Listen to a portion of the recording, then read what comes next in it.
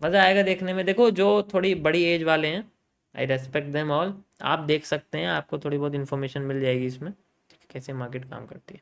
Guys हम दोबारा अपने वाइट बोर्ड पे आ चुके हैं। ये वाला ही कलर था जो मैं पहले यूज़ करता था सितंबर अगस्त में, ठीक है, तो वाला दिन याद आ जाएगा आज, ठीक है। ओके सो गाइज आज का टॉपिक है आपका एमएमसी फेज 22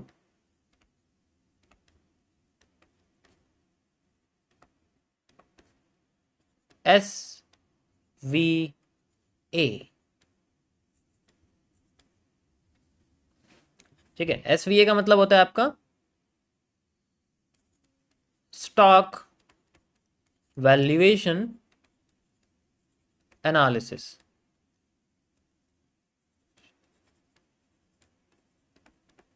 देखो मैं इसमें ज़्यादा खुल के बात नहीं कर सकता क्योंकि आपको पता ही है स्टॉक का मतलब यहाँ स्टॉक मार्केट नहीं है। पहली बात तो स्टॉक का मतलब हर उस चीज़ से है जिसका एक हिस्से के बारे में हम लोग बात करें। जैसे मैं गोल्ड की बात करूं, एक 1 किलो का गोल्ड का बार है, कमरे में 10 लोग हैं, तो सबको मैंने जो है आप कह सकते हो 100-100 ग्राम दे दिया है, तो एक स्टॉक हो गया। वो मैं उस स्टॉक की बात कर रहा हूँ, स्टॉक मार्केट की बात नहीं कर रहा हूँ मैं, ठीक है। सो आगे बात करते हैं हम लोग स्टॉक वैल्यू एनालिसिस के अंदर। देखो हो सकता है कि जो थोड़े लाइसेंस्ड कंसल्टेंट हैं उनकी थोड़ी सी ये लगे कि यार ये क्या चल रहा है। देखो सबसे पहले समझो कि हमारे पास क्या क्या डिजिटल एसेट्स होते हैं।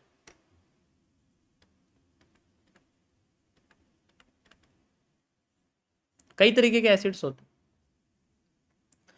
If we are solving them, अगर हम उनको सॉल्व करते हैं larger than 1 day time frame, minimum 1 day time frame पर हम उनको सॉल्व करते हैं, ये समझ के चलो entry area 1 day time frame पर है। अब लेवल्स बनाने के लिए तो आप 1 मंथ का आप समझ ही सकते हो, ठीक, तो ये उस लेवल की बात कर रहा हूँ मैं, आप समझ सकते हो। इसलिए 1 डे टाइम फ्रेम के बारे में हम लोग बात करते हैं तो एसेट्स में इस तरीके के एनालिसिस को कहते हैं हम लोग लॉन्ग टर्म कैपिटल एनालिसिस या लॉन्ग टर्म एसेट एनालिसिस, दोनों में से आप कुछ भी कह सकते हो, कैपिटल डालो के अंदर, ठीक है, मैं लिख देता हूँ।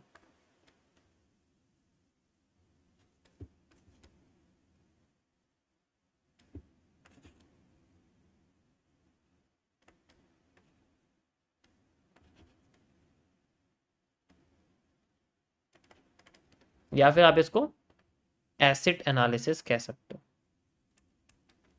देखो जब हम 1 डे से आगे की बात करते हैं ना तो हम लॉन्ग टर्म में आ जाते हैं। जब हम लोग बात करते हैं बेसिकली, क्योंकि बेसिक ही नहीं पता तो क्या फायदा, जब हम बात करते हैं स्मॉलर देन 1 डे, जो 1 डे के अंडर में ही सब कुछ हो जाता है, तो उसके हम लोग मैक्सिमम हमारा 1 डे रहता है, मैक्सिमम 1 डे है, तो उसका मतलब है कि हम एवरेज 4 से 6 मंथ का चार्ट पर ग्राफ देखते हैं। जैसे पूरा चार्ट चलता है ना, पूरा चार्ट चलता है तो टोटल नंबर ऑफ कैंडल मिलके नीचे क्या क्या बनाती है, 4-5 महीने बनाती है, ठीक है। तो उस चीज को हम बोलते हैं short term capital analysis, short term asset analysis, ठीक है, इसे हम लोग बोलते हैं शॉर्ट टर्म कैपिटल एनालिसिस। ये चलता है विद इन 1 ईयर, मैंने क्या बोला, विद इन 1 ईयर, तो इस पे STCG लगता है, short term capital gain tax जिसे हम बोलते हो। यहाँ 1 डे का टाइम फ्रेम होता है मिनिमम, और एनालिसिस किया जाता है 1 मंथ, जो कि मैक्सिमम मिनिमम चलता है 4 से 5 साल का, तो ऐसे में लगता है LTCG, long term capital gain tax, ठीक है। तो वो उसमें कोई प्रॉब्लम नहीं है, तो टैक्सेशन का थोड़ा सा सिस्टम हो जाता है, मैंने आपको साथ के साथ पहले ही बता दिया। अब हम बात करते हैं थोड़ा सा अगली अगली चीज़ों के ऊपर। जैसे कि ये वाले की बात करें, ये तो हम करते ही रहते हैं, इसमें तो कोई प्रॉब्लम नहीं है। इसके अंदर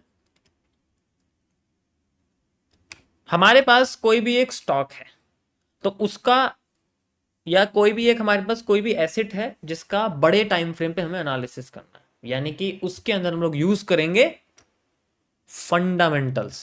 अब यहां पर आ जाओ फंडामेंटल्स के बारे में, चार्ट को भूल जाओ दिमाग से, इग्नोर द चार्ट, ये अब चार्ट की दुनिया नहीं।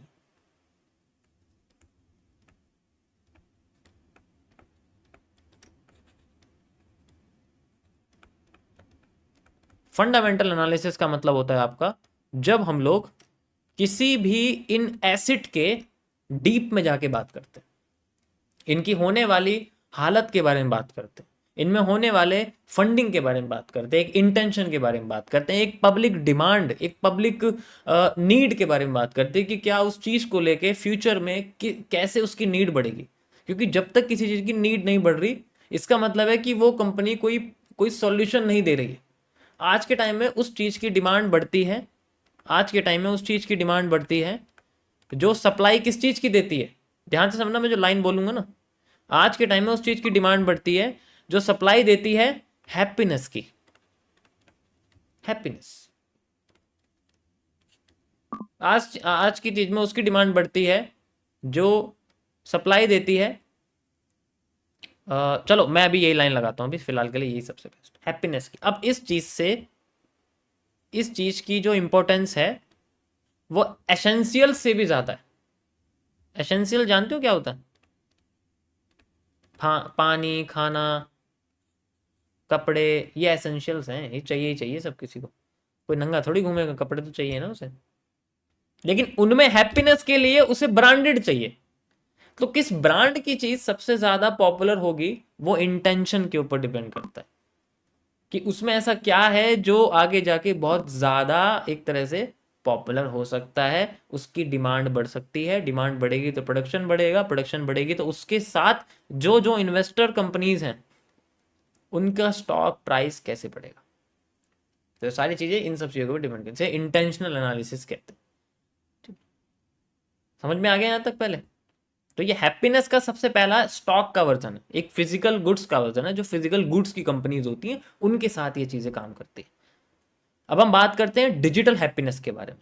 डिजिटल हैप्पीनेस का मतलब है वो प्लेटफॉर्म्स, वो एप्लीकेशंस, वो एप्स जो बेसिकली लोगों को हैप्पीनेस दिखाती हैं या दूसरों को देख के खुश होते हैं, जैसे इंस्टाग्राम है, जैसे कि आपका और कोई ऐसा प्लेटफॉर्म है और कोई ऐसी चीज जिससे आपको खुशी मिलती है। ठीक है, अब किसी एक को मिल रही है तो कोई फर्क नहीं पड़ता, पूरे देश को मिल रही है तो बड़ा फर्क पड़ेगा, बिल्कुल पड़ेगा। So this is how the demand is created.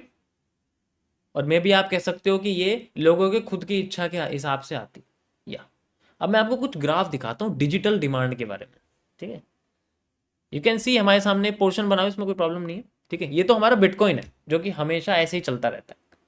इसमें डिमांड क्रिएट होती है बेसिकली फंडामेंटल्स के बेसिस पे, जैसे कोई बड़ा आदमी कैसे लगा रहा है, इसमें बड़ा आदमी कैसे यूज कर रहा है। या ठीक है, तो मैं आपको पहले मेटा, ठीक है, अरे मेटा लगाओ यार, मेटा के बारे में बताता हूँ। मैंने मीट लिख दी, ये मेटा इनकॉर्पोरेशन का ग्राफ है, you can easily C like this. ठीक है, इसको हम लोग 1 डे के टाइम फ्रेम पर एनालाइज करते हैं। ठीक है, एंड यू कैन सी हमेशा हर बार इसका डिप के बाद बहुत अच्छा मूव इसका क्रिएट, पहले से भी ज्यादा।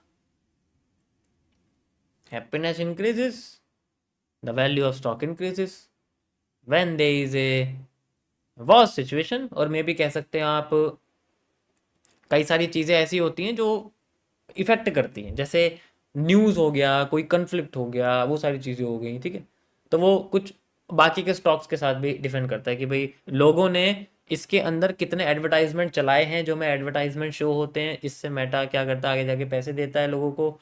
ठीक है, वो सारी चीज़ें। आपको यूट्यूब दिखा देता हूँ मैं, गूगल इनकॉर्पोरेशन का।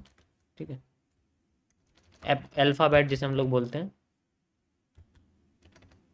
अल्फ़ा, ALP,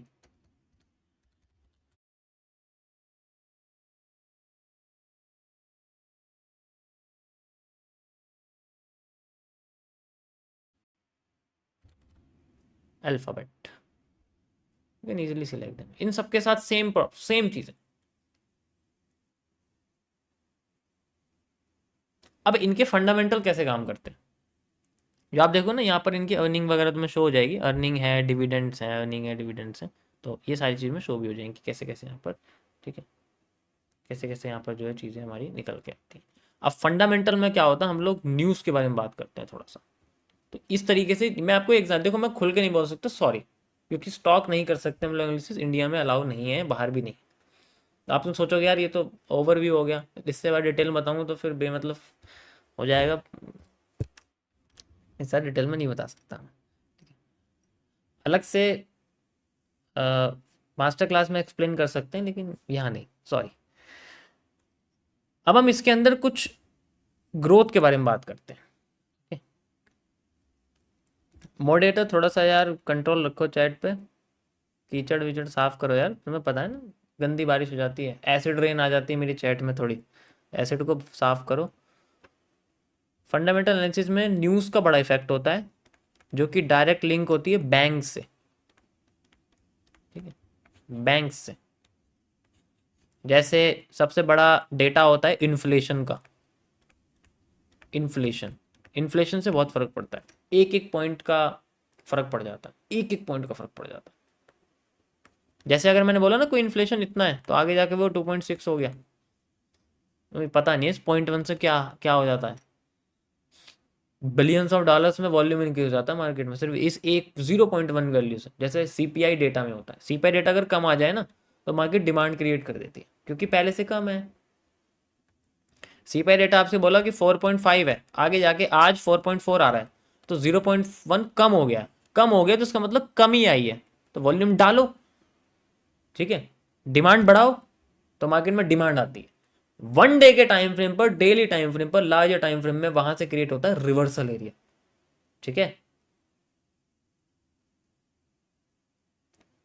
वहां से क्रिएट होता है रिवर्सल एरिया। तो लार्जर टाइम फ्रेम पे हमें इसका कुछ इफेक्ट ही नहीं पड़ता, लेकिन अगर जब हम लोग चार्ट नहीं देखना चाहते, तब हमें इन सब डेटास को देखना पड़ता है, सिर्फ डेटा के हिसाब से भी लोग यूज करते हैं।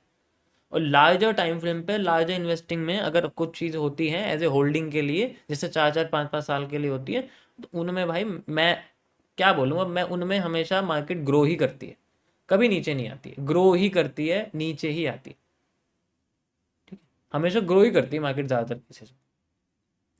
ऐसा कौन सा स्टॉक होगा, कोई ना जाना होगा जो जीरो पे आया होगा, हमेशा ग्रो ही करता है, लेकिन लोगों के अंदर 5-5 साल 10-10 साल वेट करने का समय नहीं है।